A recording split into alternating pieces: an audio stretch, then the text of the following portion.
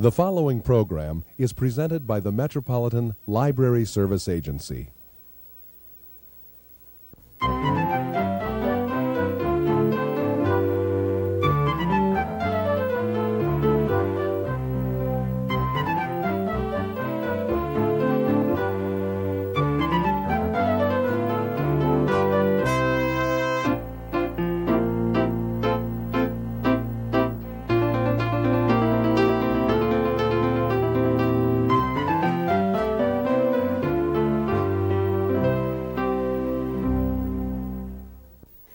Hello, welcome to All About Kids, a program focusing on the interests of children and young people and some of the issues affecting them.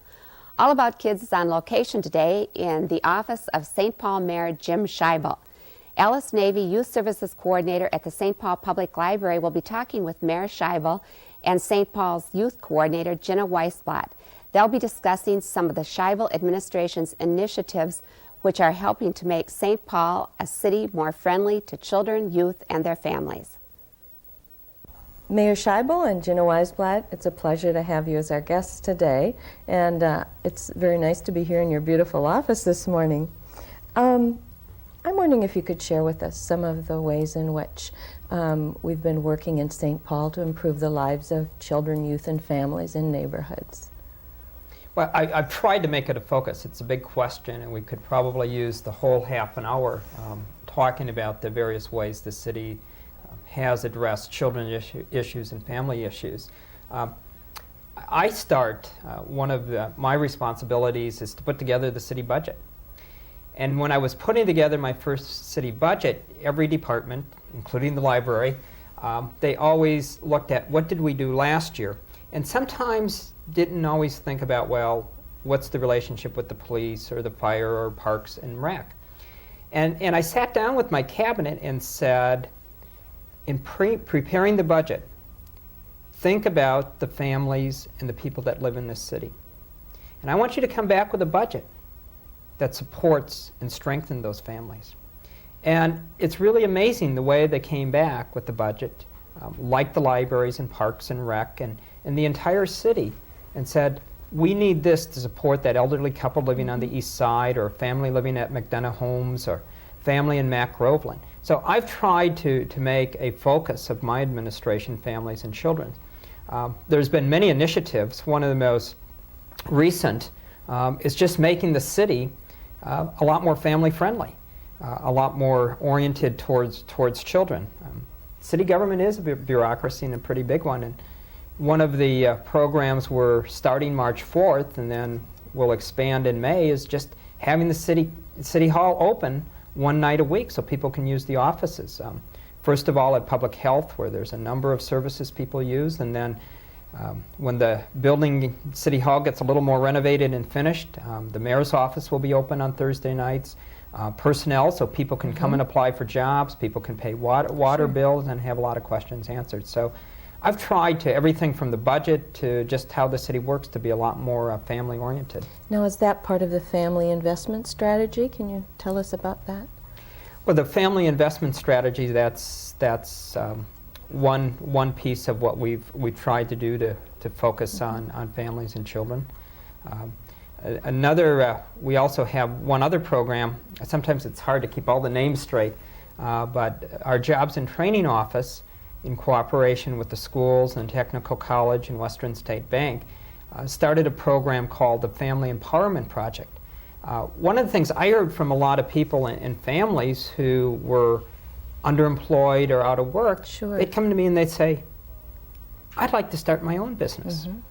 And so right now we have 20 people at the Technical College in a 45-week course learning to start their own business. That's wonderful. And come this June, somebody will be a beautician, somebody will have their own auto repair business. We have some people planning to be event coordinators, somebody else going into photography. So, I mean, just sort of everything we try to touch, I've tried to affect and be supportive of families and strengthen them. And that thread seems to be running through so much of what's being done now.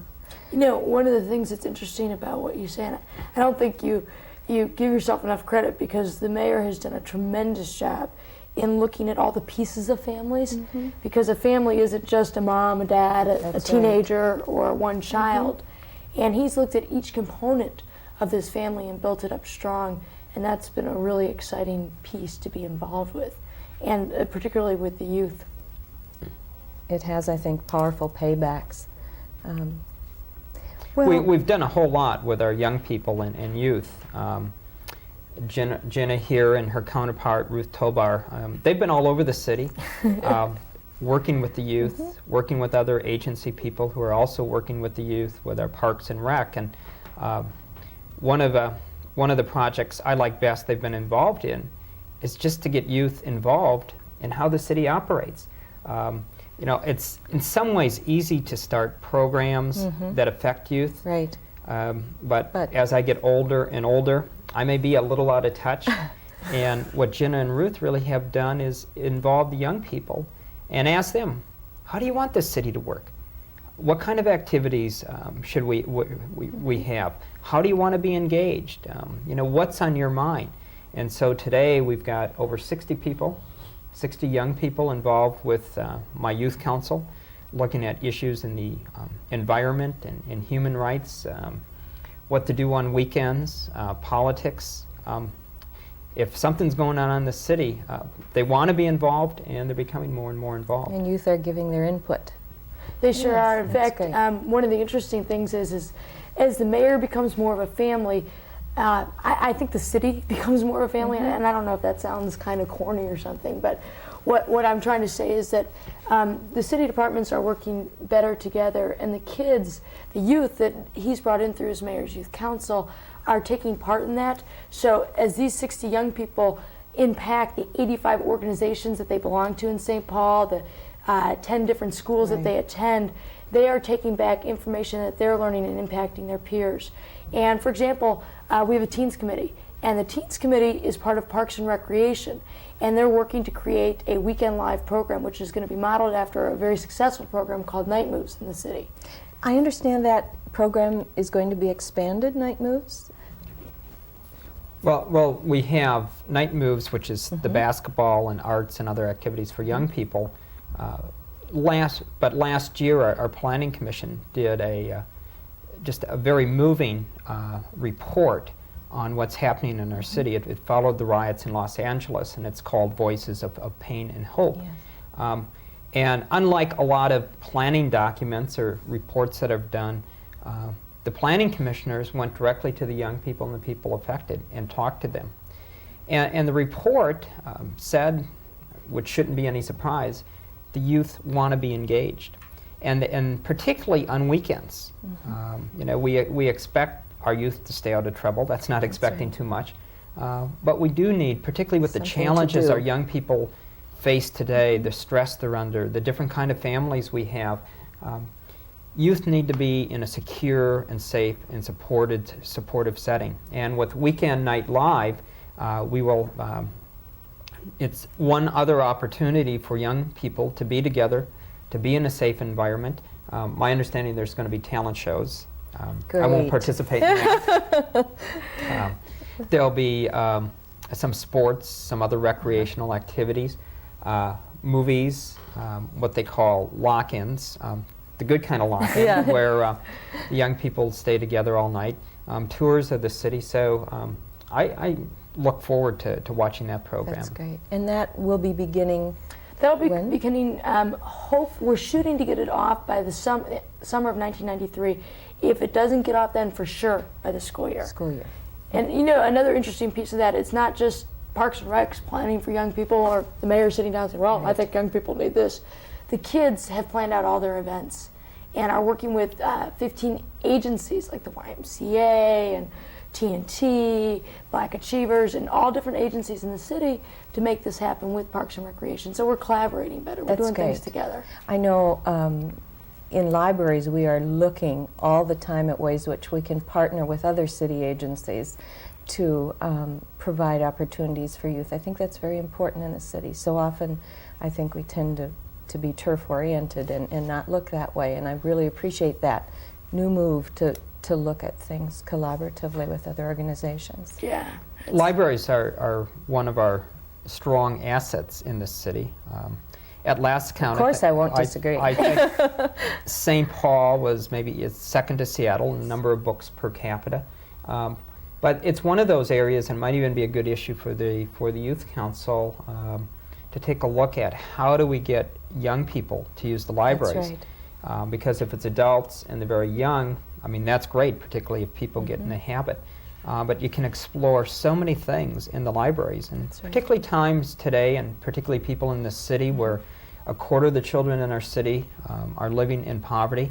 The public library is just that, a public That's right. place for books. And I never miss an opportunity when I'm visiting schools to encourage, to tell young people to read. As a matter of fact, this morning I'll be going to Webster School and Oh, great. reading to a 6th grade class. I love getting out of City Hall and like talking to the youth, but a message I have tried to convey is that whatever their dreams, one way to explore those dreams is through reading. That's What right. they want to be or where they want to go, and it's free and it's open.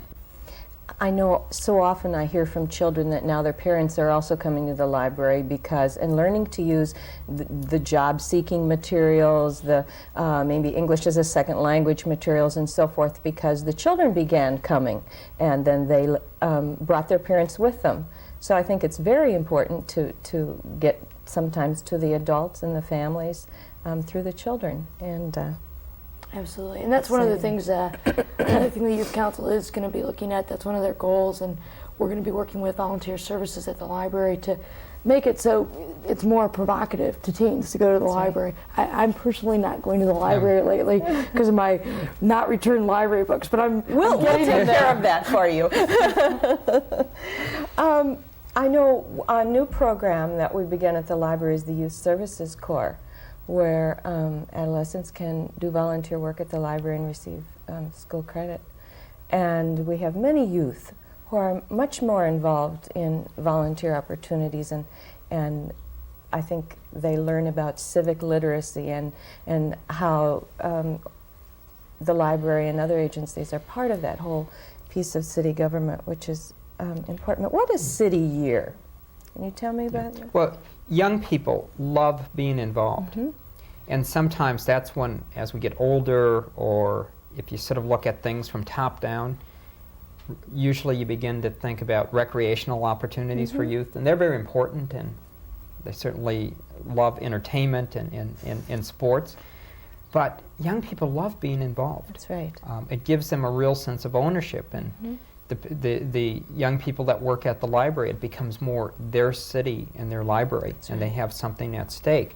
And so before the end of the year, working with Council President Bill Wilson, who helped start the internship program at the library, we would like to model a program after a very successful program that started in Boston and is now taking place in a few other cities called City Year.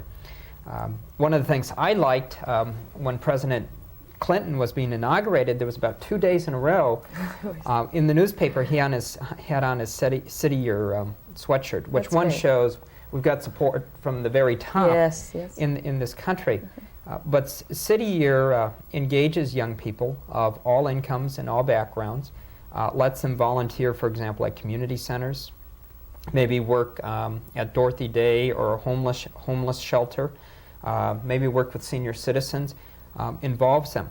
And it's a little different than some other programs because what the young people obtain is a grant or a scholarship, and in other cities it's been funded by the private sector.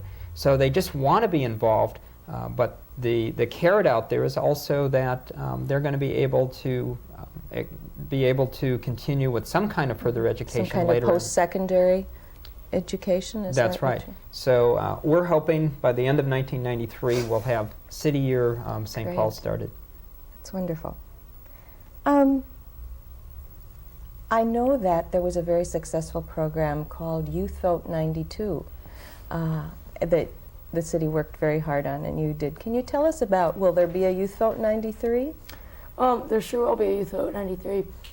Youth Vote 92 was an opportunity for kids to kind of get their feet wet and go around and learn how to caucus, how to be a part of a convention and how to write resolutions and be a part of the government. Because that's, I mean, if you don't practice citizenship, you're never going to be able to do citizenship to the level that you might want to do it at a later time. And so by instituting Youth Vote 92, every public school student in St. Paul got an opportunity, and a lot of private ones, to participate in this. Youth Vote 92 is now going to go on to Youth Vote 93. And one of our first events, and the mayor made a very funny joke about it last night, actually, is going to be a town meeting. And it's going to be a town meeting, Youth Vote 93. And what's going to happen is the kids are going to ask all the new mayoral candidates before the DFL endorsement different issues and different thoughts about what's going to happen. As you know, there's a lot of people out there who are interested in that, so the kids are getting excited and you know, making sure that those mayors are as responsible to them as this mayor has been responsible to them. And then that will lead to city council questioning in September of 1993, and then a Youth Vote 93 will take place in October, and it'll be another convention, and the kids will have an opportunity to hear from the mayoral candidates at that time. And after President Clinton's success with MTV, there won't be a candidate around that'll miss the opportunity to speak to the young people. Is there anything special about Youth Vote 93 that really you're excited about and impassioned about? Well, what I like about Youth Vote, the message is it's not just voting, but voting is a process that starts at the precinct caucuses, of addressing issues and getting involved. The convention that we had last year with over 700 students at the Civic Center, it was as wild as any DFL or Republican convention I'd ever seen. And they just, the young people, they get a taste of that. And they debated those issues as fiercely as anybody, and they get a taste of it. And that's why we have Youth Vote 93. I mean, what makes me feel good is that I didn't say anything about Youth Vote 93. I knew they wanted to do it, but they got a taste. And it wasn't just voting.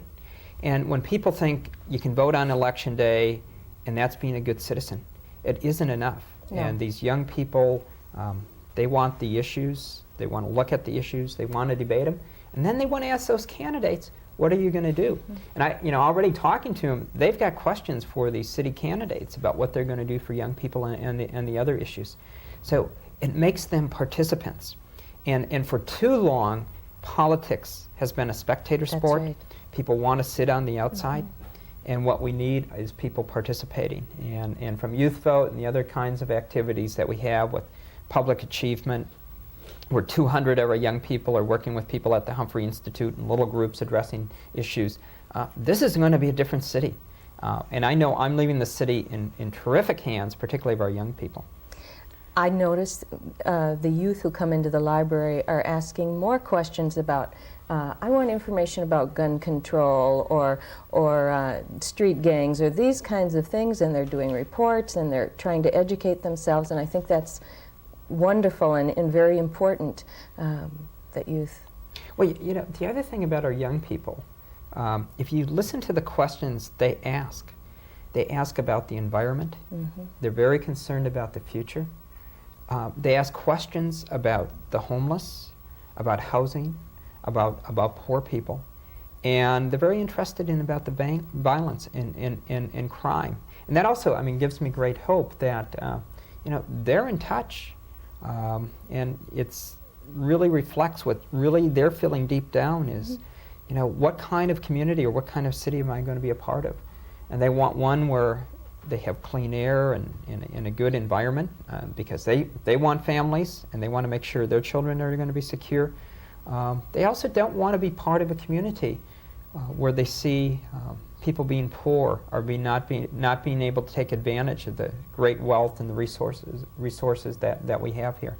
And then what really strikes me, and Gina, you might want to talk a little more, much different than I was young and growing up, is their fear of gangs and drugs and just violence. Some of the public achievement groups are looking directly mm-hmm. at addressing that issue of violence.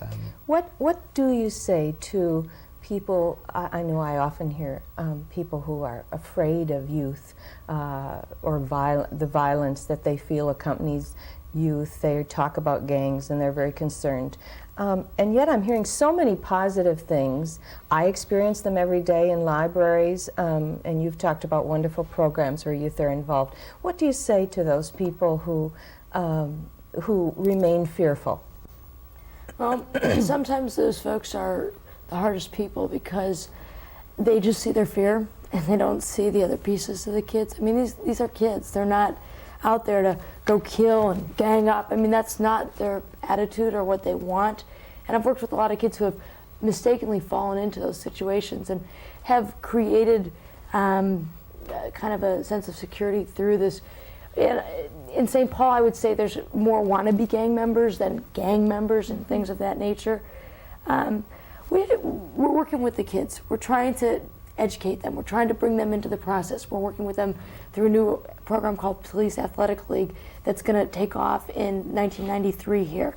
We're working with them with the Youth Council, the Gangs Committee, and Violence Committee. And those kids are sitting down with the police department right now, and they're talking about solutions and ways.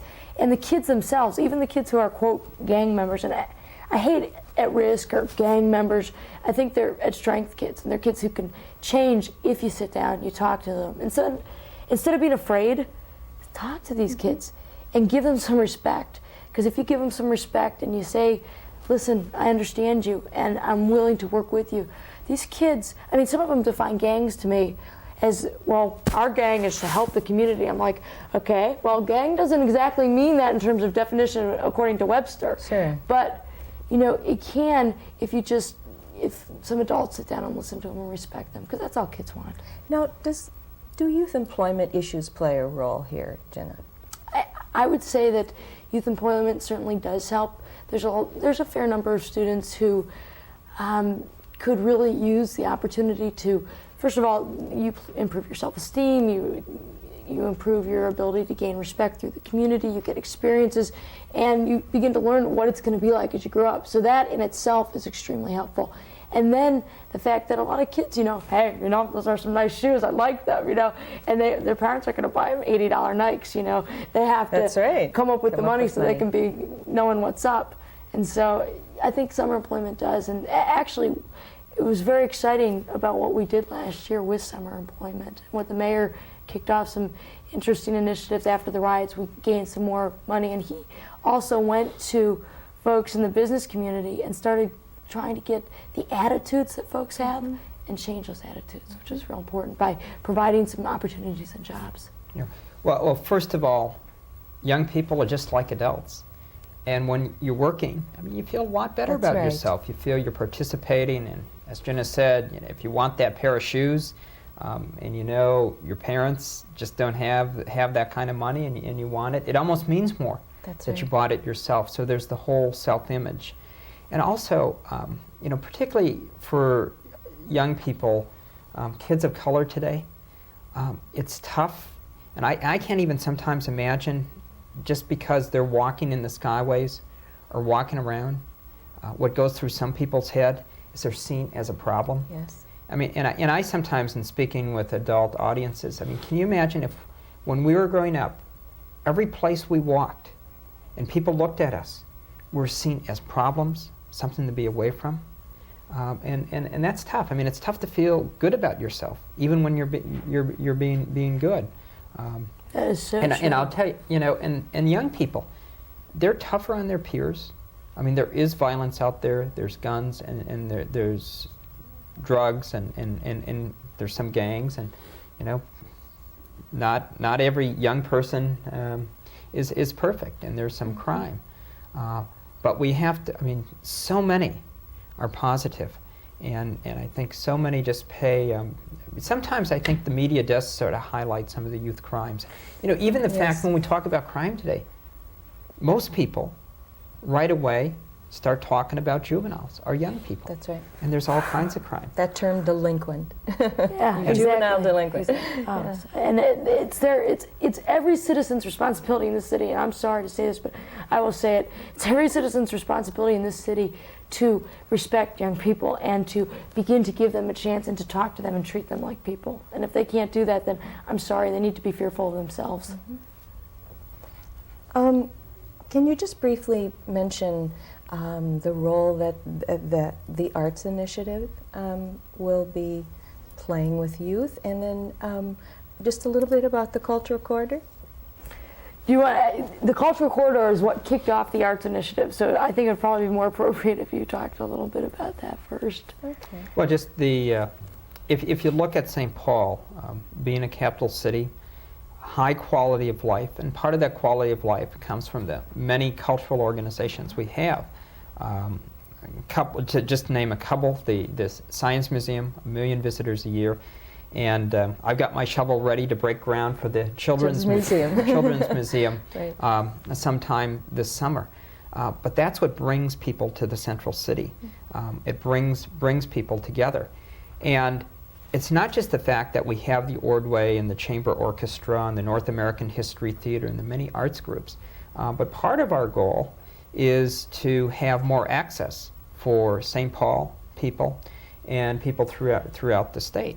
But just like sports, people, it's one thing to watch it, but our young people, and the reason if they go to a Broadway performance or they see somebody perform at Landmark Center, you know, they begin to say, I want to do this. We have some very creative youth. And so our arts initiative really plays upon, you know, young people. Not everybody wants to kick a football, but people want to write, people want to dance, people want to be part of theater, and we're hoping to engage young people through the arts. We're working with many arts organizations in the city, and we've put together a grant, and in September 1993 is another kickoff date that we're hoping for to create this rotating arts program where there'll be visual arts, there'll be theater, there'll be painting, there'll be writing, and all these wonderful things. And hopefully they will get an opportunity because of the Cultural Corridor to kind of work back and forth at each other. You know, do you understand what I'm saying? Yes. And the kids will eventually maybe even get to display some of their work downtown in that area. Great. Thank you so much for being our guest today. It's very heartening to see all the positive things that are happening for youth in St. Paul. Thanks, Alice. Obviously, Mayor Scheibel and his staff are making a significant investment in the children and young people of the city of St. Paul. Thank you, Mayor Jim Scheibel, Gina Weisblat, and Ellis Neve. And thanks to all of you for joining us on All About Kids. Please tune in again.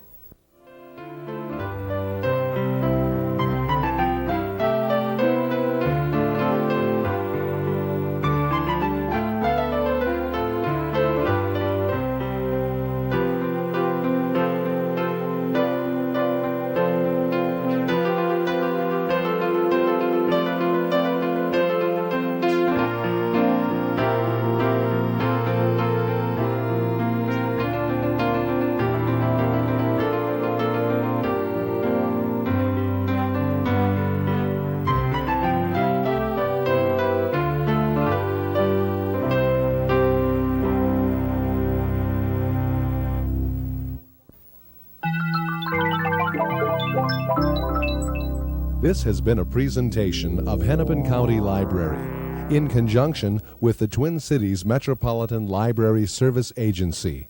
We thank you for watching, and we hope you visit your public library often.